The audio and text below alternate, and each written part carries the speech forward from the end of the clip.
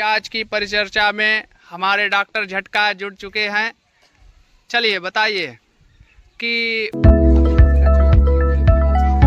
अर्थ day यानी कि पृथ्वी दिवस हर साल 22 अप्रैल को मनाया जाता है। अब इसे इंटरनेशनल मदर अर्थ डे के नाम से भी जाना जाता है और यह दिन पर्यावरण संरक्षण के प्रति लोगों को जागरूक करने के उद्देश्य से मनाया जाता है। अब इसके साथ ही हर व्यक्ति को पर्यावरण संरक्षण के प्रति सचेत करने और पृथ्वी की सुरक्षा करने के लिए प्रतिबद्ध करने के लिए इस दिन प्रयास किया जाता है। वह स्कूल से लेकर जगह जगह इस दिन प्रोग्राम होते हैं। लेकिन क्या आपको पता है कि हर साल 22 अप्रैल को ही क्यों पृथ्वी दिवस मनाते हैं? तो आइए आज के इस वीडियो में इसके पीछे की वजह और इस साल की थीम के बारे में आपको बताते हैं। लेकिन उससे पहले नमस्कार, मैं आशुतोष उपाध्याय और आप बोल्ड स्काई देख रहे हैं। 1969 में यूनेस्को सम्मेलन में पहली बार शांति कार्यकर्ता जॉन मैककोनेल ने पृथ्वी दिवस को मनाने का प्रस्ताव रखा था। अब पहले इस दिन को सेलिब्रेट करने का मकसद अर्थ को सम्मान देना था। सबसे पहली बार 22 अप्रैल 1970 को संयुक्त राज्य अमेरिका में पृथ्वी दिवस मनाया गया। अब इसके बाद डेनिस हेस ने 1990 में विश्व स्तर पर इसे मनाए जाने का प्रस्ताव रखा। अब इसमें 141 देशों ने भागीदारी की। वहीं 2016 में पृथ्वी दिवस को जलवायु संरक्षण के लिए भी समर्पित कर दिया गया। तो चलिए अब आपको बताते हैं कि 2025 के लिए कौन सी थीम चुनी गई है। मनुष्य अपनी जरूरतों को पूरा करने के लिए हर तरह से पृथ्वी को नुकसान पहुंचा रहा है। अब इसमें ग्लोबल वार्मिंग, क्लाइमेट चेंज और कई जगह बाढ़ जैसे हालात देखने को मिल रहे हैं। अब ऐसे में लोगों को इसके प्रति जागरूक करना बेहद जरूरी हो गया है। अब हर साल अर्थ डे मनाने के लिए थीम चुनी जाती है। इस साल यह थीम है आवर प्लेनेट आवर अर्थ। अब इसके जरिए क्षय होने वाले ऊर्जा स्रोतों को भविष्य में दोबारा इस्तेमाल करने लायक बनाने के जागरूक करना है। तो फिलहाल इस वीडियो में इतना ही। आपको ये जानकारी कैसी लगी कमेंट में लिख के जरूर बताइएगा।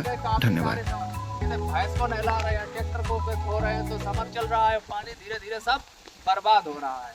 तो ये सब क्या है, इससे पानी जो है बर्बाद होता है। और आने वाले समय में एक समय था 10-15 साल पहले थोड़ी मिट्टी खोद देते थे, पानी निकल आता था।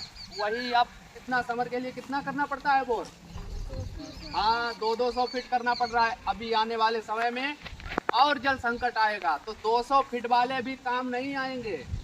पहले इंडिया मार्का वगैरह नल जो है शहरों में सफल हो जाते थे। अब कई नल देखा है शहरों में, क्योंकि वो पानी खींचने में सक्षम नहीं है। और इसी प्रकार भयावह स्थिति आने वाले समय ग्रामीण क्षेत्रों में भी आ जाएगी, क्योंकि यहाँ पर भी जो है पानी का संरक्षण नहीं होता है।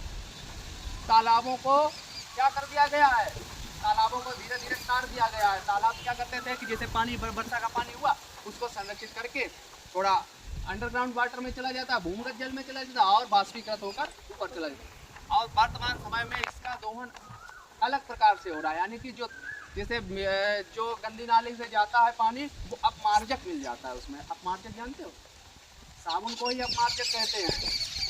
साबुन एक साबुन होता है वो ऑयल वाला, और ये जो डिटर्जेंट वाला होता है उसको अपमार्जक कहते हैं।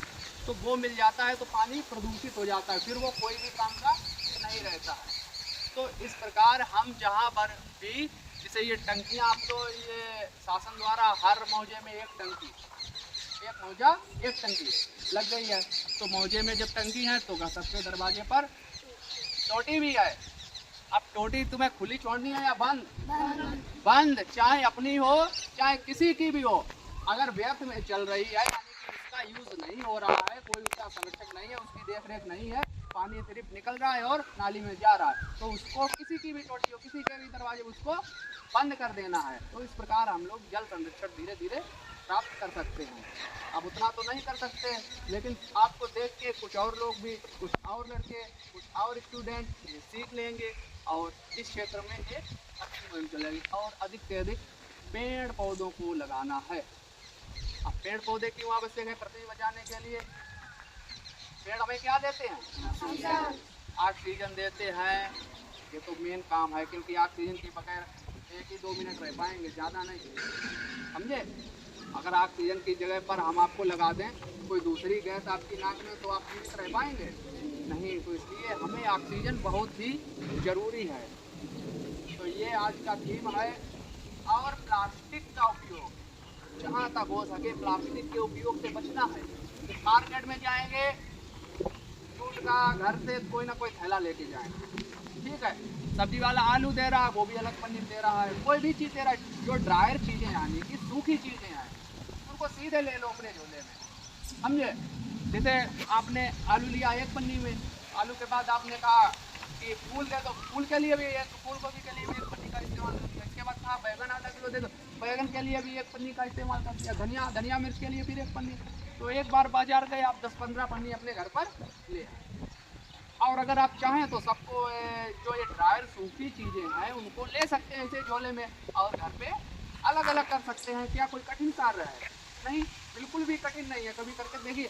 लेकिन नहीं, अलग अलग पन्नी जाएंगे, एक दिन में 10-15 पन्नी अपने घर में लाएंगे, वही पन्नी फिर सुबह होगा, कूड़े वाला आएगा तो कूड़े वाले के उसमें डाल देंगे। कूड़ा वाला नहीं होगा तो अपने कूड़े में डाल दिया। अब कूड़े पे आपने डाल तो दिया, फिर वो कहाँ गई? धीरे धीरे खेत पे गई और खेत पे जाके खेत की मिट्टी में, मृदा में मिल गई। अब मृदा में मिल गई, अब क्या हो रहा है कि प्लास्टिक ऐसी चीज है, अगर वो धूप के संपर्क में ना रखी जाए, यानी कि वो मिट्टी में दब जाए, तो चाहे जितना भी समय हो जाए वो सड़ेगी नहीं, प्लास्टिक सड़ेगी नहीं। तो आपको अपने खेत से पहुंचने के बचाने के लिए प्लास्टिक का प्रयोग कम से कम करना चाहिए। अब देखा जैसे जितने भी शादी बारात इस टाइम चल रहे हैं, थर्माकोल की प्लेट चल रही है, आया वहीं उड़ा दिए, कब बगुले जैसे उड़े फिर रहे इस गांव में, और तेज फिर तुरंत आंधी वगैरह आ जाती है तो देखे दूसरे गांव तक सफ़ेद सफ़ेद बगुले दिख रहे होता है। और गिलासें डब्बू वो भी अगर डाल देते सड़क किनारे, वो भी, तो ये सब क्या है? ये सब प्रदूषण। और शहरों में इससे क्या होता है, शहरों में जब ये चीज़ डाल देती है तो धीरे धीरे ये पॉलीथीन वगैरह नाली में पहुँच जाती है। नाली में पहुँच जाती हैं तो नाली हो जाती हैं बंद हो जाती है, लेकिन इसका कोई भी नहीं संज्ञान लेता। जैसे ही पहली बारिश हुई, नाली बंद थी, बारिश का पानी कहीं ना कहीं तो जाएगा, कहाँ जाएगा? रोड से होकर जाता है, और 4-5 फीट 8-8 फीट ऊंचे बहता है। जो भी अंडरग्राउंड वगैरह होते हैं, बेसमेंट होते हैं, सब कैसे हो जाते हैं? डूब जाते हैं पहली बारिश में ही डूब जाते हैं। फिर धीरे धीरे म्यूनसिपालिटी यानी कि नगर पालिका इसका संज्ञान लेती है, फिर वही जो प्लास्टिक कचरा वगैरह होता है उसको जलवाया जाता है, फिर धीरे धीरे व्यवस्था चलती है, लेकिन सुचारू रूप से नहीं चलती है। तो इसलिए हमको ये छोटी छोटी चीज़ें, इसीलिए इको क्लब का एक अलग गठन किया गया कि आपको इस चीज़ की जानकारी दी जाती है, आप दूसरे बच्चों तक इस जानकारी को पहुंचाएंगे, आप अपने घर में भी इस जानकारी को पहुंचाएंगे। तो यही सब है। और इसके बाद अब आएगा 5 जून को जो मेन है, 5 जून को क्या है? हाँ, विश्व पर्यावरण दिवस। वो सबसे मेन है इको क्लब का, उसको अगले में मनाएंगे, ठीक है। सेव अर्थ में सेव पारितंत्र यानी कि इकोसिस्टम का भी विशेष महत्व है। जैसे यहाँ पर ये पानी भर दिया गया है और यहाँ पर ये है लोमड़ी का आरक्षित घर। यहाँ काफ़ी सारी लोमड़ियाँ रहती हैं और उनको यहाँ पर किसी से भी डर नहीं, काफ़ी सारे घर हैं लोमड़ियों के। तो यहाँ पर छोटी छोटी पॉक्स को कई बार देखा गया है। संरक्षित क्षेत्र है यहाँ, जो कि आपदाग्रसित प्राणी है उसको संरक्षित रखा जाता है विद्यालय में। यहाँ पर देखें इतने छोटे छोटे पेड़ों में अमरूद लग चुके हैं और टमाटर की फसल, और यहाँ पर ये लंबी ककड़ी के पेड़ हैं, काफ़ी सारी ककड़ियाँ लग चुकी हैं और इनकी तुड़ाई भी समय समय पर होती रहती है, बच्चे भी खाते रहते हैं। तो जैसा कि आप देख रहे हैं ये एक छोटी ककड़ी पड़ी हुई है और यहाँ पर भी ये टूट चुकी हैं, काफ़ी सारी डंठल लगे हुए हैं और फ्लावरिंग। और पास में ही मूली के पेड़ हैं, यहाँ पर ये मूली है, आंवले के हैं और दराहरी काफ़ी अच्छी मात्रा में खड़ी हुई है। टमाटर पानी मांग रहे हैं, भिंडी, अमरूद, और इधर एक लौकी के पेड़ में भी फ्लावरिंग चल रही है। इधर जैसा कि आप देख रहे हैं दराहरी के पेड़ काफ़ी बड़े बड़े हैं। प्लास्टिक का प्रयोग कैसे करना है और उससे कैसे बचना है, और मार्केट से कम प्लास्टिक लाने के लिए क्या होना चाहिए? मार्केट में कम प्लास्टिक लाने के लिए घर से थैला लेके जाए। हाँ बोले, चले जा। और प्लास्टिक को जलाएं, पन्नी को जलाएं और पन्नी को बाजार से कम लेके आएं। हाँ, अच्छा पेड़ कैसे लगाएं? यानी कि पेड़ों को अधिक लगाना चाहिए। हाँ, और उसको किस प्रकार आप बड़े करेंगे? पेड़ों को लगाकर उसमें पानी डालना और देखभाल करना। हाँ, कैसे? उसमें क्या करेंगे? पानी डालेंगे और खाद। अच्छा, वर्तमान समय में ये लू चल रही है, लू से कैसे बचेंगे? आपका विद्यालय का समय 7 से 12 कर दिया गया, तेज वैश्विक तपन धूप के कारण। तो देखा गया है कि लू चल रही है। लू यानी कि उत्तर भारत में जो चलने वाली तेज हवा है उसको क्या कहते हैं? गर्म हवा को लू। तो लू को ध्यान में रखते हुए आप बचाव हेतु क्या क्या करेंगे बताएंगे राहुल? अधिक धूप में बाहर ना निकले। हाँ दही मट्ठी का सेवन करें बिल्कुल। और पानी की बोतल अपने साथ रखें। हाँ दारू का सेवन ना करें। हाँ और बताओ?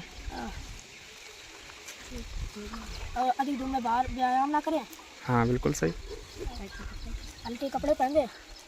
ठीक है ठीक।